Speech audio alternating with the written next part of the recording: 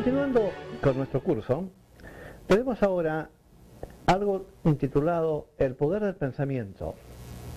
El poder del pensamiento es una fuerza, es una energía que tenemos que emplear para nuestro beneficio.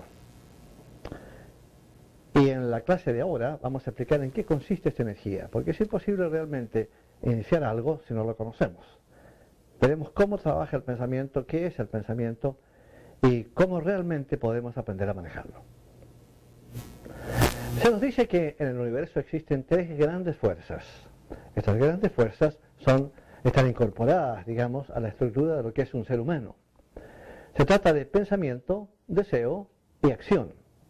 Y de estas, la más importante de todas es el pensamiento. ¿Por qué? Porque es, o puede ser, mejor dicho, el patrón del deseo y la acción. De hecho, es el que genera y el que regula todas nuestras actitudes desde el punto de vista tanto mental como emocional y físico. Sin una mente apropiadamente dirigida, como dijimos en la clase anterior, es muy difícil lograr el avance que necesitamos lograr. Esto es absolutamente crucial, aprender a manejar nuestra mente. No con el objeto de adquirir poderes. Hay que tener muchísimo cuidado con la idea, y esto quiero decirlo desde un comienzo, con la idea de adquirir poderes. Los poderes representan gran responsabilidad. Me refiero a poderes cuando hablo de poderes extrasensoriales, las capacidades que van más allá de lo que es el ser humano, de lo que el ser humano puede realmente hacer. Esa posibilidad siempre existe para nosotros, siempre está latente ahí, la posibilidad de ir más allá de las capacidades normales. Tenemos que siempre recordar que si hacemos algo en ese sentido, ya sea tomar métodos, aprender métodos que alguien a veces inescrupulosamente ofrece por dinero o lo que sea, pensar dos veces antes de asumir una tremenda responsabilidad y asegurarnos de que estamos listos para que una vez en posesión de esos poderes no abusemos de ellos bajo ningún punto de vista, puesto que el que abusa de ese tipo de poder tiene como consecuencia una situación kármica extraordinariamente difícil de manejar posteriormente. Conviene en consecuencia olvidarnos por completo de eso, que los poderes que son inherentes en nosotros, que yacen dormidos en nosotros, por así decir, eventualmente los vamos a tener. La naturaleza nos va a entregar esos poderes, esas posibilidades, una vez que estemos listos desde el punto de vista ético, desde el punto de vista, digamos, social y adecuado. Una vez que eso esté listo en nosotros, una vez que no exista la posibilidad de utilizar esos poderes para propósitos egoístas, personales o malvados, la naturaleza nos los va a entregar sin que exista ninguna necesidad de llevar a cabo ejercicios de ninguna especie. Es importante, en consecuencia, atender a lo que tenemos actualmente. Tratar de manejar la mente, tratar de controlar la mente es perfectamente lícito y legítimo. Es un instrumento, como dijimos en la clase anterior, que la naturaleza nos ha entregado para poder facilitar nuestro proceso pensante. En consecuencia, no tiene nada de malo tratar de aprender a manejarlo como corresponde.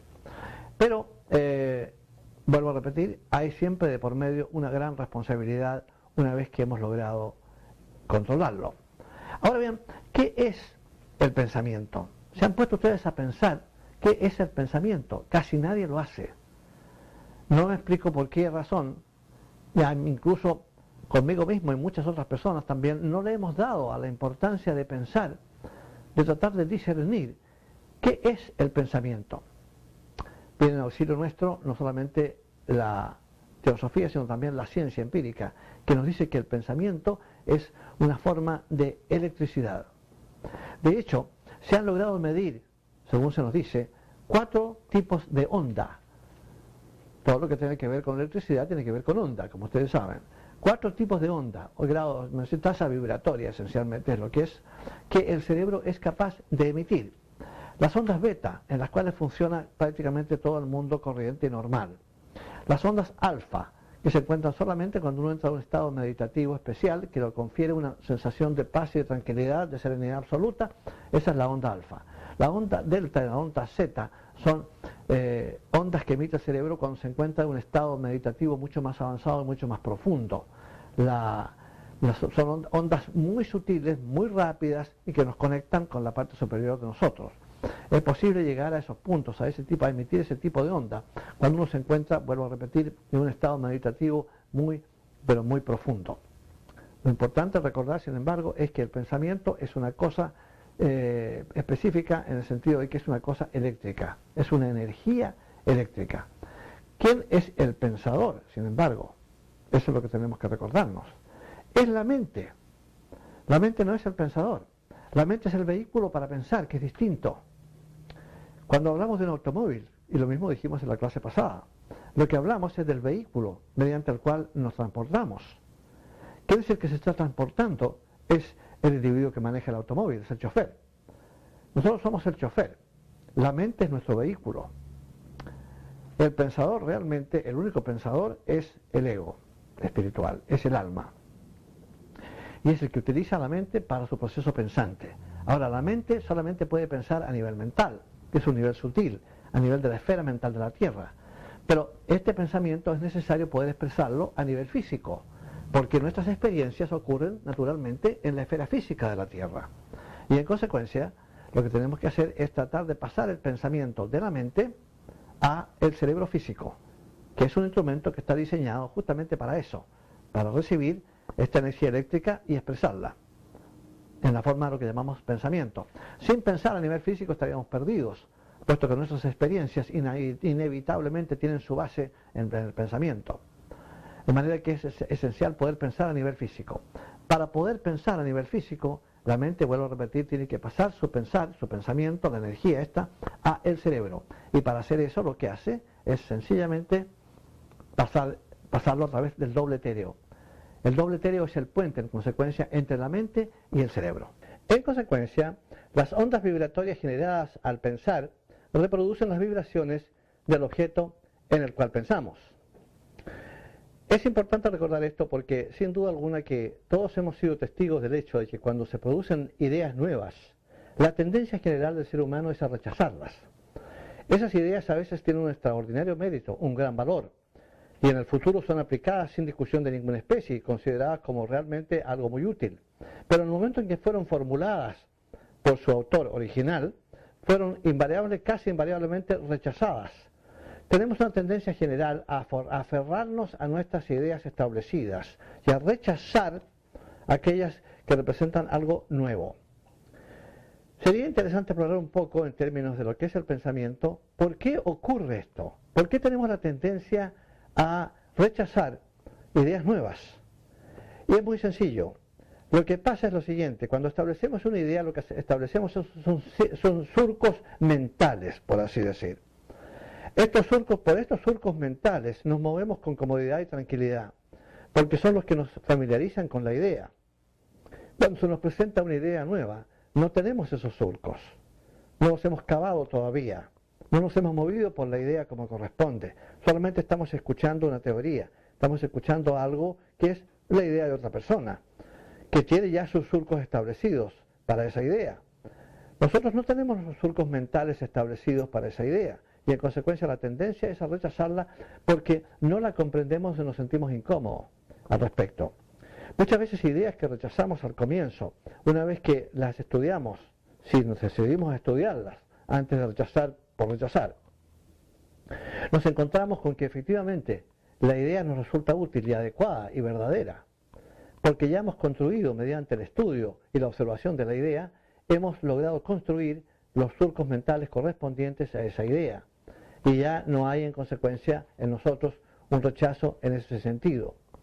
Es importante recordar también que los pensamientos actúan no solamente sobre el individuo, sino que también establecen hábitos vibratorios, que es muy importante. Cuando uno está continuamente pensando en algo, ese algo suele materializarse. Puede demorarse un poco en que eso ocurra, pero normalmente ocurre, esencialmente porque con nuestra mente nosotros logramos materializar las cosas. La capacidad de la mente para materializar objetos, por ejemplo, de lo que parecería la nada, eso no ocurre. Importante recordar en pequeña parte aquí, si alguien es capaz de materializar un objeto, ese objeto no viene de la nada, viene de la parte etérea del universo, del akasa que se llama, A-K-A-S-A.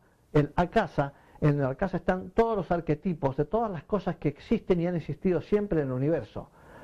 Cuando una persona tiene la capacidad de tocar en ese plano, en ese subplano, por así llamarlo, y densificar el objeto en cuestión, lo materializa. Hay mucha gente, no mucha, pero hay una determinada cantidad de gente capaz de materializar objetos. Madame Blavatsky lo hacía, lo hizo frente a muchos testigos. Más allá de toda duda, de toda posibilidad de que no fuera cierto lo que estaba haciendo, fue observado objetivamente por un número de personas. Para ella no representaba nada tan extraordinario, porque ella había recibido un entrenamiento correspondiente en el Tibet transhimaláyico, en donde estuvo 3 años bajo la instrucción directa de maestros de la jerarquía. Pero fundamentalmente la capacidad para materializar objetos, que todavía en el mundo hoy hay gente que es capaz de hacer eso, proviene del hecho de que es un método en donde se obtiene algo de la parte etérea del universo y se densifica para que pueda ser entonces observado por los sentidos o percibido por los sentidos del cuerpo humano. Eso es lo que normalmente ocurre en esos casos. Ahora, si nosotros queremos realmente establecer ciertos hábitos adecuados, todo lo que tenemos que hacer es visualizarnos en esos hábitos todo el tiempo. Por ejemplo, el hábito de meditar 5 minutos cada mañana. Siempre es muy útil una cosa semejante. Antes de empezar a hacerlo, pensar que lo vamos a hacer, fijarnos en nuestra mente la idea, porque todo comienza con la mente, todo es generado en la mente. Cuando a un arquitecto le dicen que construya una casa, le hacen una comisión en ese sentido de que construye una casa, lo primero que el arquitecto hace es imaginarse la casa, de acuerdo más o menos a los parámetros que le ha dado la persona interesada en comprar la casa. Pero tiene que imaginársela él primero. La casa, antes de aparecer una casa física, como la que eventualmente va a ser, es una casa en materia mental, en la materia mental de la mente del arquitecto. Es él el que la construye mentalmente. Una vez que tiene la idea clara en su mente, va a su tablero de dibujo y la dibuja. Y tiene una imagen bidimensional de lo que va a ser la casa. Ya ha nacido el deseo de construirla, de modo que la casa tiene forma astral ahora. Ya tiene forma mental y forma astral ahora. Y una vez que ese deseo se realiza y aparecen los camiones con los materiales, los operarios, los contratistas, los constructores, y la casa empieza a construirse y finalmente se termina, la idea que empezó en la mente de una persona ahora es una casa objetivamente en el mundo físico. Todo empieza siempre en la mente. La mente de la naturaleza es la que crea todas las formas naturales. Todo lo que es físico, denso, primero siempre es sutil, porque el pensamiento es una forma de materia sutil. Pero para que las cosas puedan eventualmente ser físicas, primero tienen que ser mentales. Eso es algo que no admite discusión de ninguna especie, porque es una cosa incluso muy fácil de observar. Ahora, cuando se habla del pensamiento, también hay que pensar en términos de los efectos que suele tener, tanto fuera del individuo como dentro. ¿Okay? Hay ciertas cosas, como lo que acabo de explicar, por ejemplo, que representan un impacto que puede tener un pensamiento de dentro de uno, para hacerle actuar de determinada manera o para materializar algo que realmente desea. Tiene que visualizarlo y repetir una y otra vez internamente y después realizar las acciones necesarias para que eso ocurra. Y eso suele ocurrir. Pero también tiene el pensamiento, un efecto sobre otras personas. Y entonces ahí entramos ya en terreno peligroso, porque se trata de influenciar a otras personas en su forma de proceder mediante el pensamiento nuestro, y eso es peligroso. Muchas veces esto ocurre intencionalmente, no con tanta frecuencia con que ocurre sin intención alguna. Voy a dar un ejemplo. Supongamos que uno va caminando por la vereda de una calle y súbitamente pasa frente a una iglesia. Uno es católico muy devoto, supongamos. Experimenta un sentimiento de devoción, se persigna o un momento de meditativo, de saludo a la divinidad en la cual uno cree. Supongamos que en ese mismo momento, por la fe acera opuesta, va pasando un hindú o un islámico, que súbitamente van a sentir una sensación de devoción también, cuando en realidad no hay ningún templo islámico o de ningún otro tipo, de hindú o de ningún otro tipo. ¿Por qué?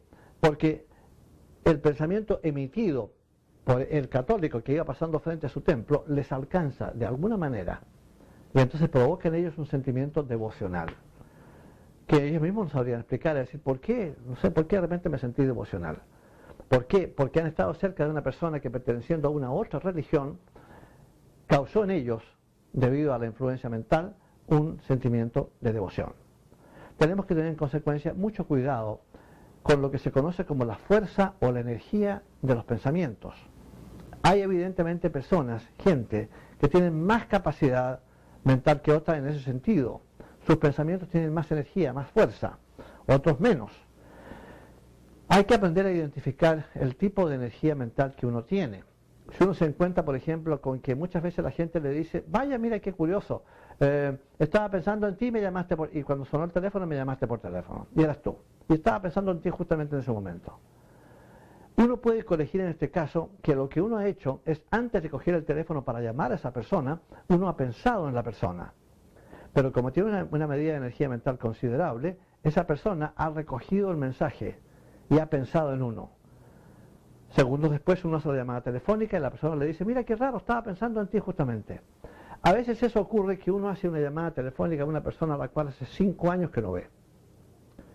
Sin embargo, esa persona responde al teléfono diciendo, mira, no me explico, qué cosa más curiosa.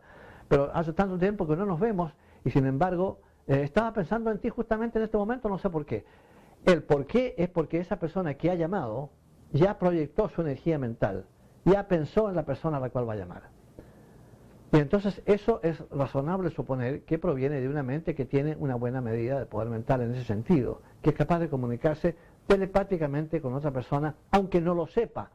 Hay mucha gente que tiene estas disposiciones, este poder, por así llamarlo, porque es un poder, pero no sabe emplearlo porque no sabe que lo tiene. Es una cosa espontánea que ocurre, hasta que eventualmente pasa tantas veces lo mismo, lo del teléfono u otra situación de telecomunicación, pasa con tanta frecuencia que eventualmente la persona se empieza a dar cuenta que tiene una capacidad para comunicarse mentalmente con los demás. Importante en consecuencia, cuando nosotros pensamos, tener cuidado en la forma como elaboramos nuestros pensamientos, porque esos pensamientos, si son negativos, van a afectar a otros negativamente. Si son positivos, lo contrario, les van a afectar positivamente. ¿Qué queremos para los demás? Algo positivo y adecuado. Y en consecuencia nuestros pensamientos siempre tienen que estar dentro de un marco que sea el positivo y el adecuado. Nuestra influencia sobre los demás es innegable, es inevitable. Especialmente, vuelvo a repetir, si tenemos una mente que exhibe una cierta medida de poder, de capacidad para la comunicación telepática. ¿Alright? Es bien importante recordar eso. Ahora, o mejor dicho, para poder ponerlo más claro, entonarnos siempre en canales de pensamiento elevados. Tenemos esa alternativa. Podemos pensar en cosas bajas o podemos pensar en cosas elevadas, en cosas groseras o en cosas nobles.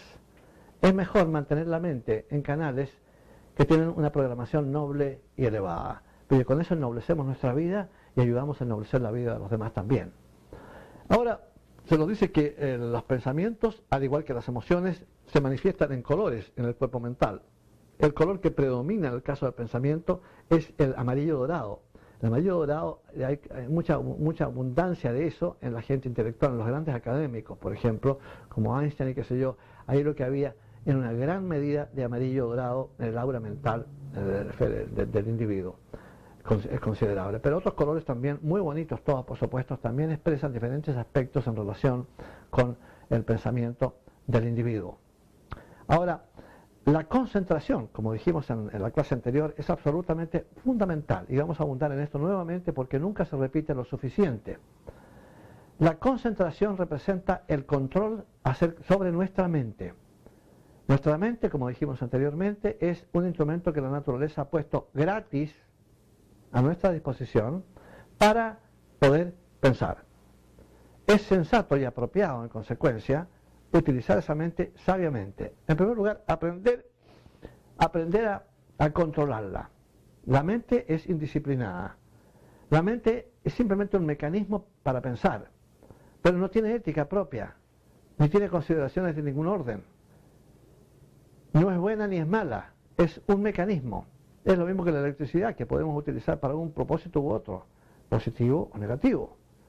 Pero la mente puede ser utilizada adecuadamente, debe ser utilizada adecuadamente si lo que queremos es el avance. Recordemos que la única razón por la cual estamos aquí es el avance. En consecuencia, hay sensatez en tratar de controlar, aprender a manejar, sea el método que sea, siempre que no le haga daño a nadie, ni a uno mismo, aprender a manejar los vehículos que la naturaleza nos ha entregado para la expresión de conciencia, especialmente de conciencia mental. Aprender a manejar la mente y silenciarla es esencial, y eso se logra mediante la concentración. Ejercicios de concentración hay muchos. Hay un libro por ahí de Adelaide Gardner que se llama Concentración y Meditación, y es muy útil en ese sentido. Le enseña a uno a concentrarse específicamente sobre algo. Pero el ejercicio sugerido es que nos sentemos tranquilamente en un lugar en donde estemos tranquilos y tengamos certeza de que no se nos va a interrumpir, y entonces concentrar nuestra atención sobre un objeto específico, cualquier objeto, un cenicero, una vela apagada prendida, un teléfono, lo que usted quiera, o cerrar los ojos e imaginarnos un objeto, pero solamente uno, y concentrar la mente sobre ese objeto durante 3 minutos. Y ustedes van a ver lo difícil que es. No es fácil, pero es eventualmente lo que tenemos que hacer. Eventualmente uno puede llegar a un punto, si practica y no se desanima porque no le resulta al comienzo, uno puede llegar a un punto de extraordinario control mental, de concentración absoluta sobre un solo objeto durante horas, si así lo desea. Cuando la mente se organiza y se disciplina de esa manera, tiene un gran poder, tiene una gran posibilidad en todo sentido, para poder realmente meditar, que es un proceso totalmente no dirigido, sino que es un proceso en que uno, pasivo digamos, en el cual uno simplemente crea las condiciones para que entonces se pueda comunicar con la parte superior. Sin concentración eso no se puede lograr. Tiene que lograrse mediante ese esfuerzo de concentración. De modo que aprender a concentrarse es esencial, porque la meditación es, como quien dice, la vitamina del cuerpo mental. Es una cosa que tenemos que aprender a tener. Concentrarnos, capacidad de concentración es esencial, si lo que queremos es tener una medida de meditación apropiada. ¿Ok? La regularidad sobre todo es muy importante. Si vamos a meditar un día a 1 hora y otro día a otra hora, y no todos los días, sino que día por medio, a veces cuando pasan 3 días no meditamos, ese tipo de cosas no le va a servir de nada. Si quiere tener un proceso meditativo adecuado, un control adecuado sobre la mente, tiene que hacerlo todos los días, en el mismo lugar y a la misma hora, la misma cantidad de tiempo. Tiene que existir ahí una cierta medida de rigidez, por así decirlo, para mantenerse dentro de los parámetros que son los adecuados. Eso es fundamental. De otra manera, ni siquiera tratarlo, porque no va a dar resultado de ninguna especie. La regularidad, vuelvo a repetir, es fundamental en ese sentido. Ahora, algo interesante sobre el pensamiento es la mecánica de los hábitos. ¿Por qué ocurren los hábitos? ¿Qué es lo que hay detrás de nuestra capacidad adictiva para entrar en ciertos hábitos? Y la cosa es bien interesante y está relacionada con uno de los éteres de nuestro doble etéreo. Como ya dijimos anteriormente, nuestro doble etéreo tiene 4 tipos de éter. El éter reflector, el más sutil de ellos, está en comunicación y se llama reflector porque refleja el plano mental concreto. Por esa razón. En consecuencia, es ahí, en el plano mental concreto, en donde nuestros hábitos quedan plasmados en lo que se conoce como un arquetipo personal. Como ya dije anteriormente, las mentes de los seres humanos están situadas en el plano mental. ¿Okay? Todos tenemos nuestro pequeño nicho ahí. Lo que depositamos ahí es lo que pensamos. De manera, la importancia de pensar positiva y correctamente está justamente ahí. ¿Qué vamos a depositar en nuestro nicho? Continuamos con esto en nuestro próximo segmento.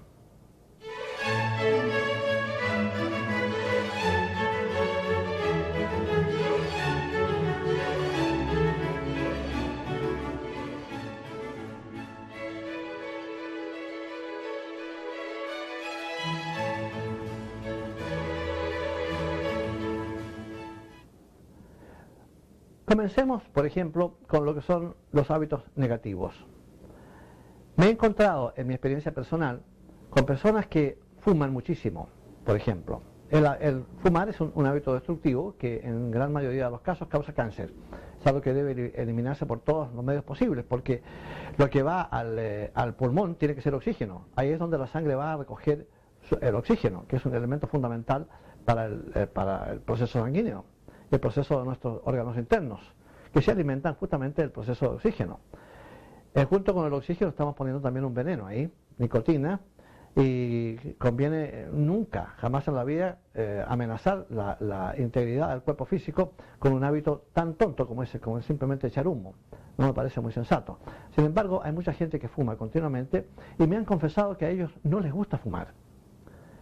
Esto naturalmente parece una terrible paradoja. Para los que no están informados, naturalmente la pregunta sería, entonces, ¿para qué fumas si no te gusta?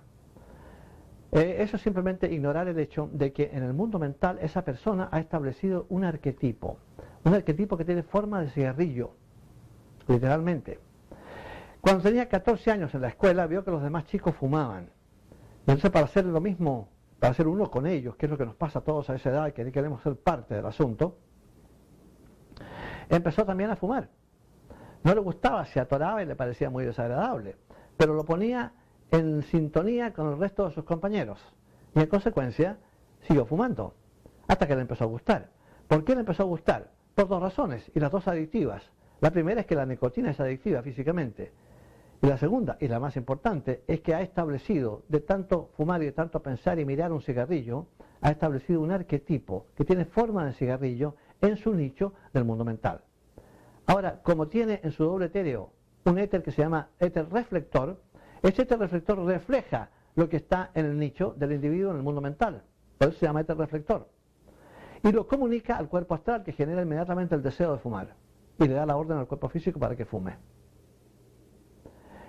Siempre se nos ha dicho, por lo menos yo recuerdo muchas veces que se me dijo de niño, la importancia de pensar positivamente. Pero nunca se me explicó por qué. Aparte de que es bueno y adecuado y simpático y agradable pensar positivamente, nunca se me explicó cuáles eran las consecuencias de no pensar positivamente. Aquí la cosa no puede estar más clara. Lo que pongamos en nuestro nicho del mundo mental es lo que nosotros elegimos poner.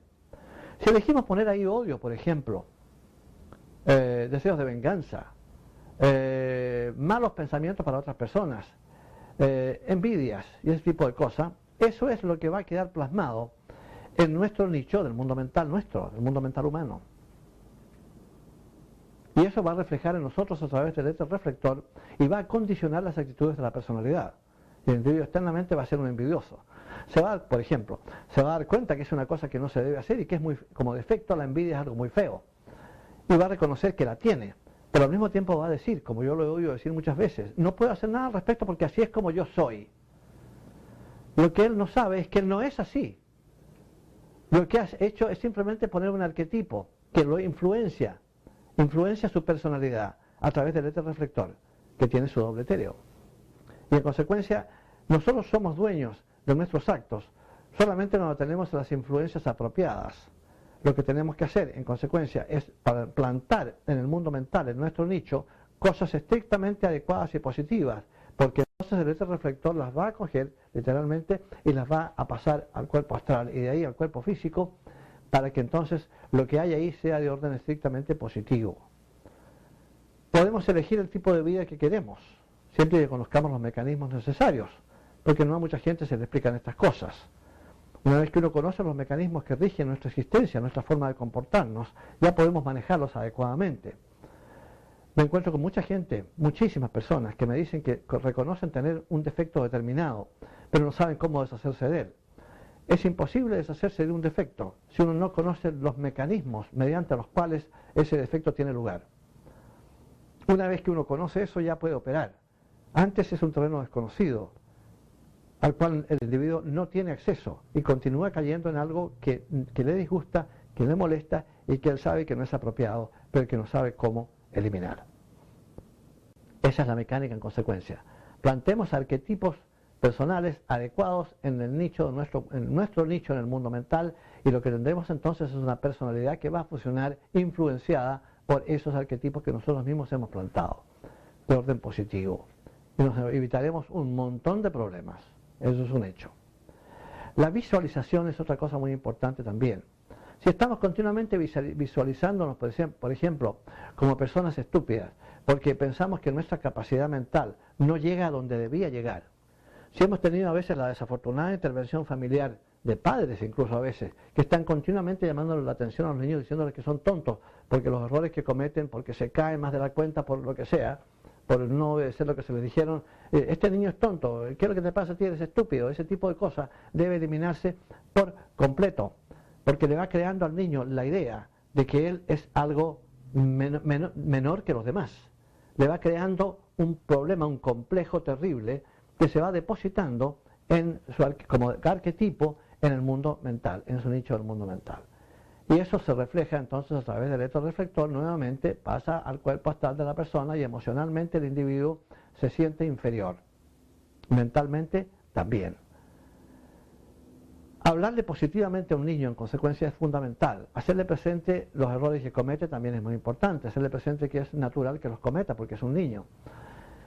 Pero asegurarse siempre de que lo bueno que hace le es manifestado de inmediato y se le felicita por eso y se le premia de alguna forma. Porque eso inmediatamente crea un arquetipo positivo en el mundo mental del niño. Y entonces le va haciendo ganar en confianza y en posibilidades.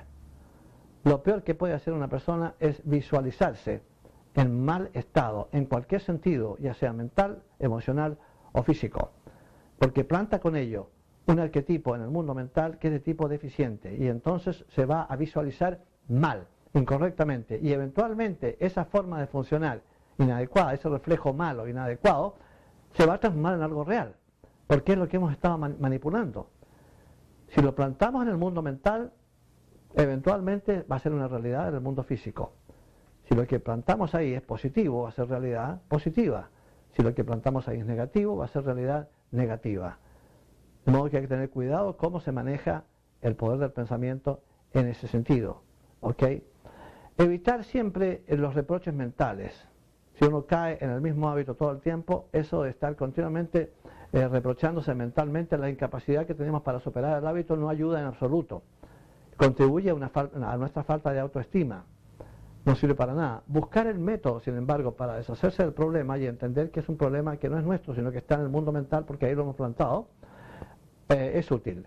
¿Cómo se hace eso? Pensando en lo opuesto, viéndonos, visualizándonos como libres de ese hábito continuamente, visualizándonos libres.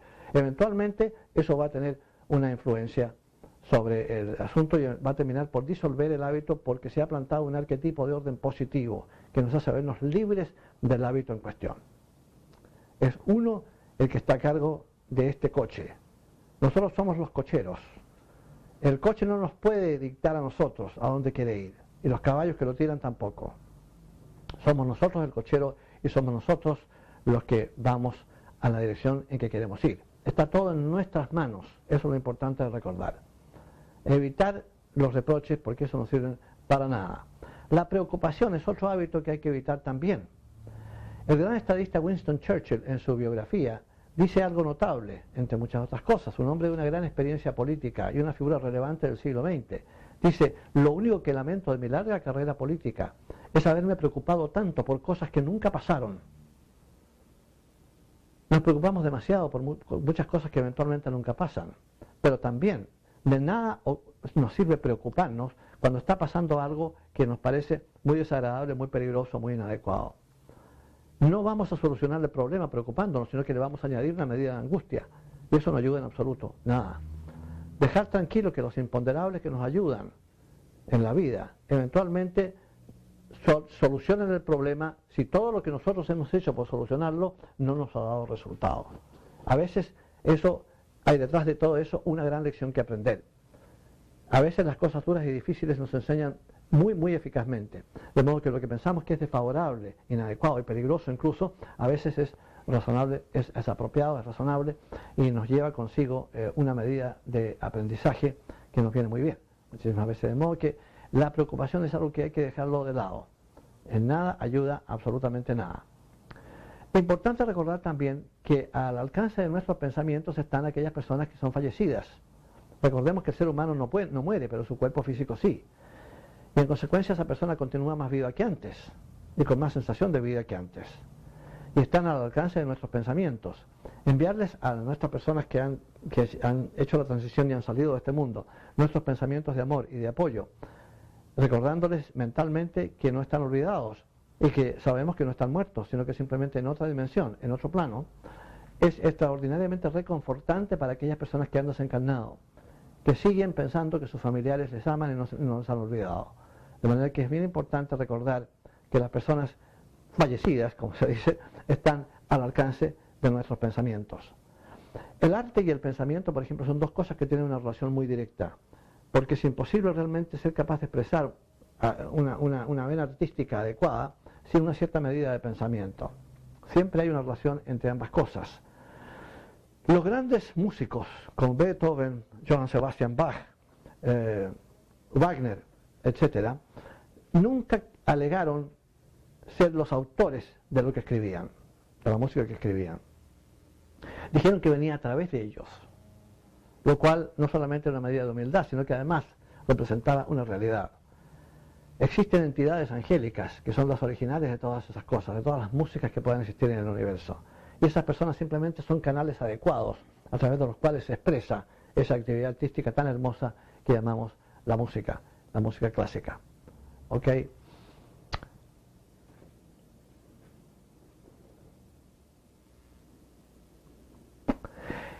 En consecuencia, como decíamos, es fundamental tener nuestro pensamiento concentrado en el segundo principio, en Buddhi, en la parte más elevada, digamos, del ser humano, fundamentalmente.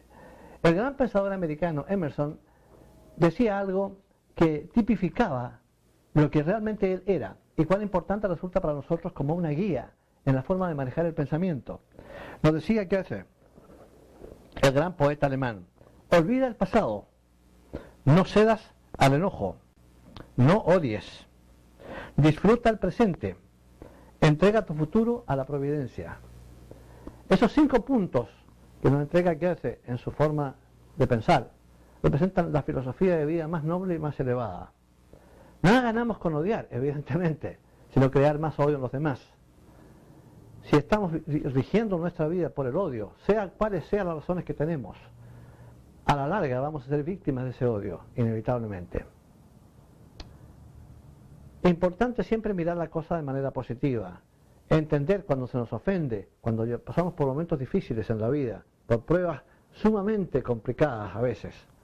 Recordar que todo es parte de un proceso de aprendizaje, que no existen injusticias en la naturaleza, porque cualquier injusticia con que se nos victimice eventualmente nos va a ser compensada siempre. Es una ley y eso es inevitable. La amargura, en consecuencia, con respecto a las cosas que nos puedan hacer los demás, es una cosa que tiene que desaparecer de nuestra existencia, algo que no debe ocurrir nunca.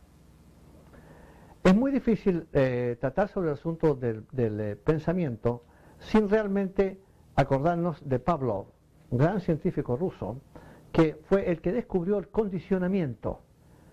Es posible condicionar a una persona, y esto sí que es peligroso, mediante ciertas técnicas para que esa persona realice inconscientemente algo.